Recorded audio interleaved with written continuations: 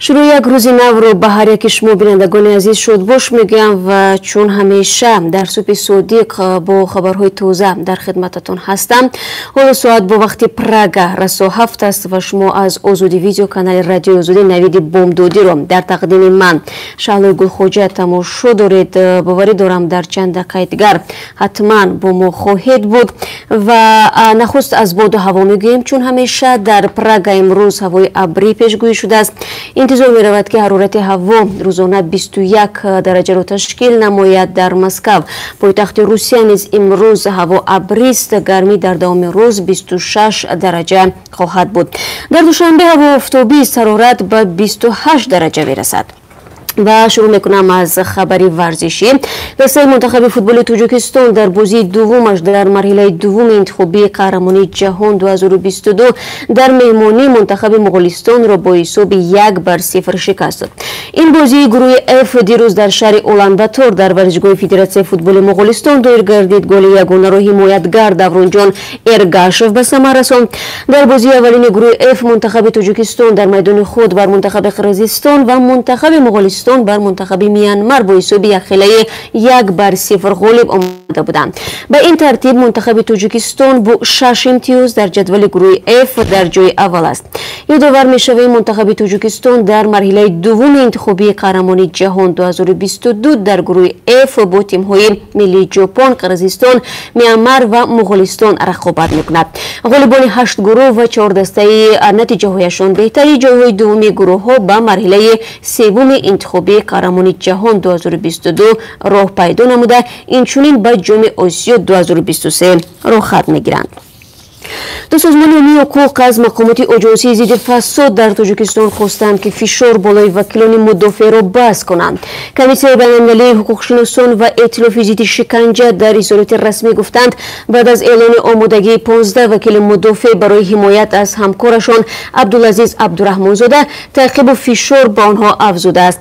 عبدالرحمن‌زاده به قلابی متهم است و فعلا به شرط بیرون رفتن از محل زیست در آزادی میباشد. او میگوید پیشنهاد ماموران آژانسی ضد فساد را برای به دست افتادن یک دادرس را قبول نکرد و به این حال گرفتار شد. مقامات آژانسی ضد فساد چنین ادعا را رد کرده میگویند بررسی پرونده ادامه دارد و به زودی موی را از خمیر جدا میکنند. آنها همه گونه فشار به وکیلان مدافع را به پای خواندند، اما کمیسیون بین‌المللی حقوق‌شناسان روز 10 سپتامبر در اظهارات گفته است به اطلاع آنها ریاست آژانسی ضد فساد در دوشنبه به جمع‌آوری معلومات درباره سیدبگ نوریدینوف رئیس اتفاق ادوکات‌ها آغاز کرده است. نوریدینوف از حقوق عبدالعزیز عبدالرحمن‌زاده حمایت میکند. دلشاد جورف نماینده کمیسیون به رادیو آزادی گفت آژانسی میخواهد 15 وکیل دفاع را که از حق عبدالعزیز عبدالرحمن‌زاده حمایت میکنند ترساند. عبدالعزیز عبدالرحمن‌زاده 27 سال داشته 4 سال باز به حیث وکیل دفاع کار میکند. سازمان‌های عمومی حقوق انسان میگویند سالهای اخیر در تاجیکستان فعالیت وکیلان مدافع مشکل شده است. 2 سال پیش بعد از امتحان وزارت عدلیه تاجیکستان تقریبا 1,500 وکیل دفاع حق فعالیت را از دست دادند. حالا 800 نفر مقام وکیل مدافع را صاحب هستند. شمیل حکیموف یک عضو سازمان نصرانی در تاجیکستان ممنوع شهیدان یهوا با جرم برانگیختن کینه و عداوت ملی و مذهبی به 7.5 سال حبس محکوم شد. حکم را روز 10 سپتامبر در بینای بازداشتگاه موقتی رقم 2 شهر خوجند اعلام کردند.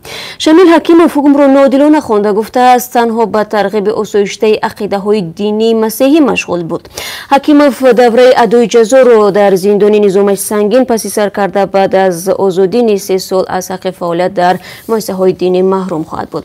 تاکنون موقع وکیل مدافع شمیل حکیموف دسترس نیست. مقامات شمیل حکیموف را یک اسیر رهبری شهیدان یهوا در تاجیکستان می‌دانند که در میانه‌های سال‌های 90 عصر گذشته عقیده این جریان دینی را پذیرفته است.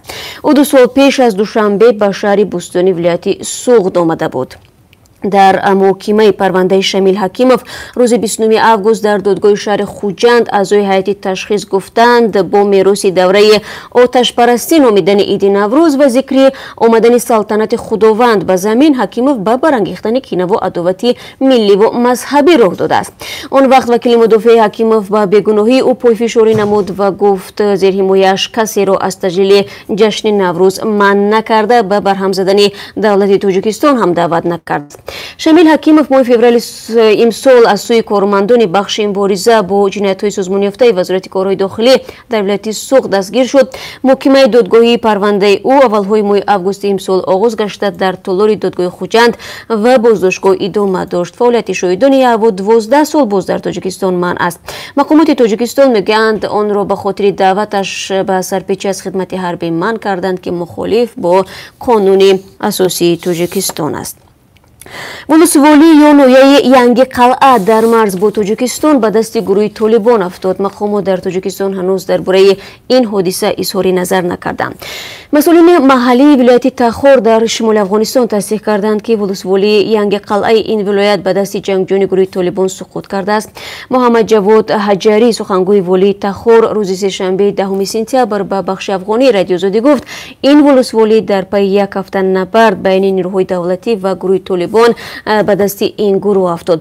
дар ҳамин ҳол расонаҳои Афғонистон аз инфиҷор дар шаҳри Мазори Шариф хабар медиҳанд. Ба гуфтаи Одилшоҳ Одил, сухангӯи полиси Балх, ин инфиҷор дар ҳудуди 1 километри оромгоҳи мансуб ба Ҳазрати Алӣ дар маркази шаҳри Мазори Шариф замоне рӯй дод ки як гурӯҳ маросими ошуро баргузор мекарданд.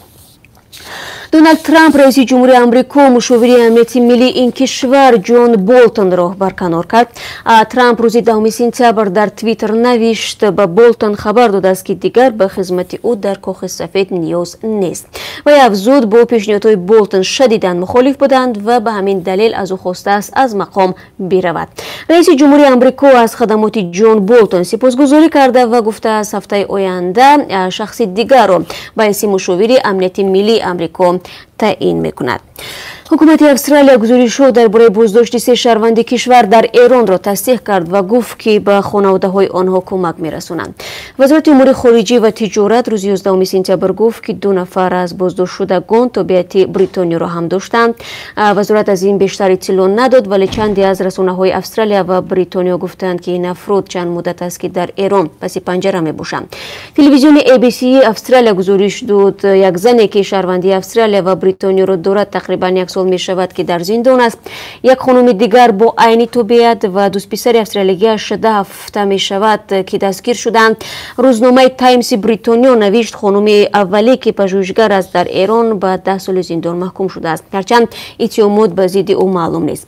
аммо дар Эрон умдатан бо иттиҳоми ҷосусӣ 10 сол ба зиндон маҳкум мекунанд. бино ба гузоришҳо, занони хориҷиро дар зиндони Эвин дар Теҳрон нигоҳ медоранд ки дар он ҷо нозанин Зағори Радклиф, як шаҳрванди Бритониёву Эрон низ зиндонӣ мебошад. ӯро соли 2016 бо иттиҳоми ҷосусӣ ба зиндон маҳкум карданд. бахши форсии BBC хабар дод ки ҳарду занро аъзои сипоҳи посдорони Инқилоби Исломии Эрон ҳангоми хайма задан дар як минтақаи низомӣ бо номи Ҷаҷруд дар вилояти Теҳрон дастгир карданд. наздики 70 кӯдак шаҳрвандони Қирғизистон аз Ироқ ба ватанашон оварда хоҳанд шуд. дар ин бора Чингиз Айдарбеков, вазири кори хориҷии Қирғизистон, хабар дод. ба гуфтаи вазир, гуфтугӯҳо барои берун овардани кӯдакон аз минтақаҳои ҷангӣ ба марҳилаи ниҳоӣ расидааст. гурӯҳе аз қирғизистониҳо бо баргузории нишасти хабарие дар таърихи 1 август дар шаҳри Бишкек гуфтанд омаданд ки 150 зан ва кӯдакро аз урдугоҳи Ироқ ба ватан баргардонанд. аъзои гурӯҳи ташаббускор пешниҳод карданд ки харчи баргардондани занону кӯдаконро аз Сурияву Ироқ мепардозанд. баъдтар ҳукумати Қирғизистон хабар дод барои баргардондани шаҳрвандон аз Сурияву Ироқ гурӯҳи кории байни идоравӣ ташкил шудааст. ба иттилои мақомоти қудратии Қирғизистон, наздики 800 шаҳрванди ин кишвар ба минтақаҳои ҷангии Сурия рафтанд. аз ин шумор бештар аз 200 тан кушта шудааст. хабар дода мешавад ки аз маҷмӯи қирғизистониҳое ки ба гурӯҳи террористии Давлати Исломӣ пайвастанд, наздики 140 танашон зан мебошанд.